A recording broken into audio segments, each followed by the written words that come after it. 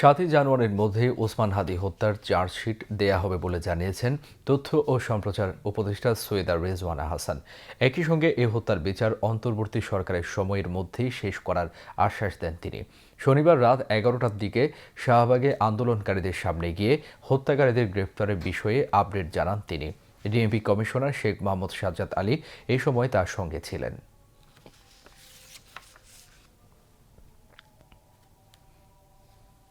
এই হত্যাকাণ্ডের চার্জশিট সুনির্দিষ্টভাবে দেয়া হবে ইনশাআল্লাহ 7ই জানুয়ারি 2026-এর মধ্যে।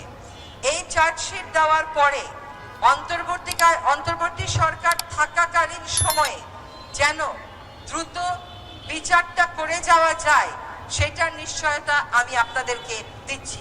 ইনশাআল্লাহ আমরা থাকতে থাকতেই এই হত্যাকাণ্ডের বিচার হবে।